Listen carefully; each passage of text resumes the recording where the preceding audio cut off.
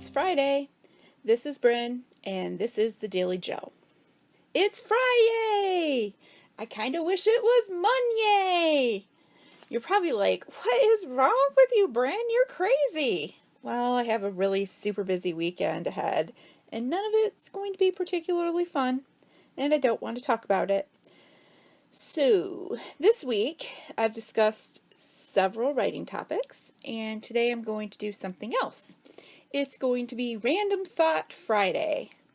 So here we go down the rabbit hole. Question: how do you handcuff a one-armed man? Do you remember The Fugitive?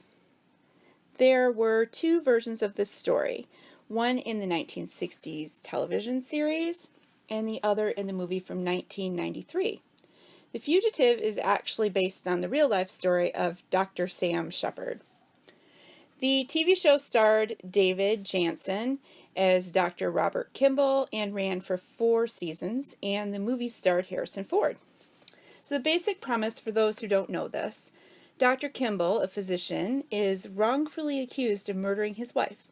He escapes custody during a train wreck. In the movie, it's a train bus wreck, and goes on a cross-country search for the real killer, the one-armed man.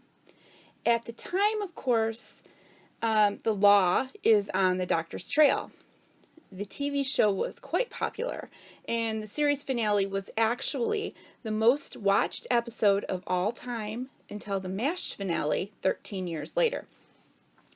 The movie followed the same basic plot and was the third highest grossing film of 1993.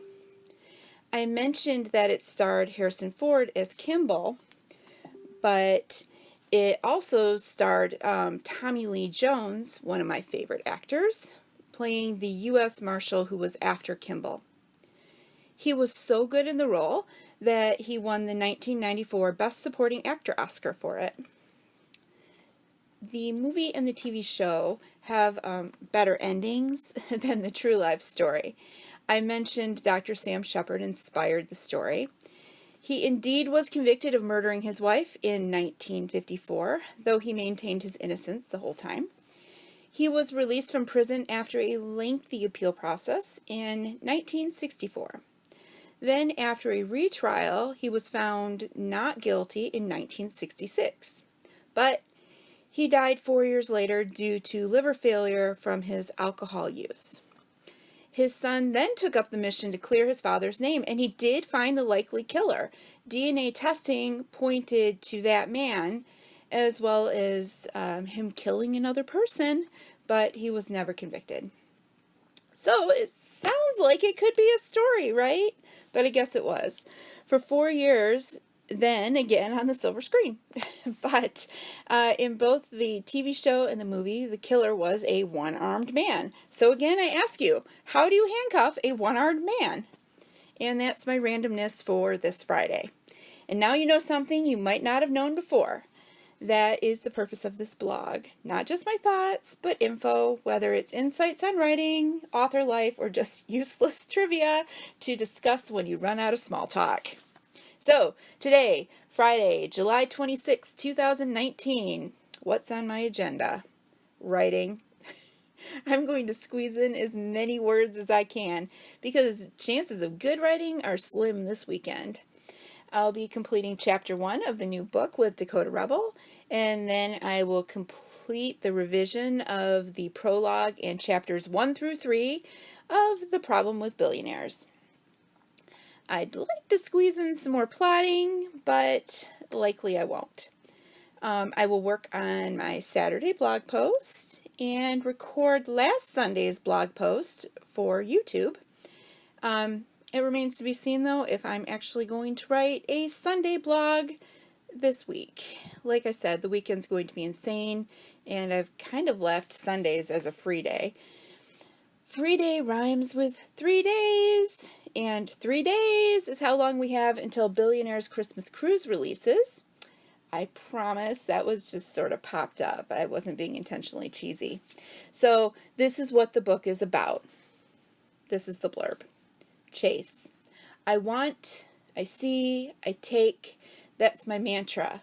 But it's always been applied to business deals. Never in my life have I thought about using it in regard to a woman. At least, not until I met her, Emerson Blake, the woman of my dreams who I spied across a crowded bar. I spent 10 minutes with her, yet I immediately knew I'd spend the rest of my life loving. She lives on the other side of the country, way too far from my bed and my life in Las Vegas, but I've overcome worse obstacles. She doesn't know it yet, but she's about to get the Christmas surprise of a lifetime. Emerson.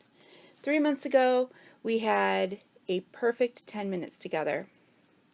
That's all it took for him to impact my life. Everything shifted, and I didn't even realize it. But my thoughts returned to him over and over. I obsessed over a guy who I'd barely met and would never see again, longed for him. So the cruise I unexpectedly won seems like a good way to get my head on straight again. Then in walks Mr. Obsession, and my plans for fun and sun and forgetting him go out the porthole.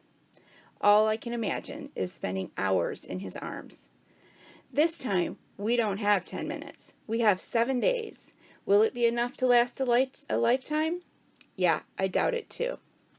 So, that is the Billionaire's Christmas Cruise. It is available for pre-order. I hope you have a wonderful weekend. I will be back tomorrow. And this is Bryn, signing off.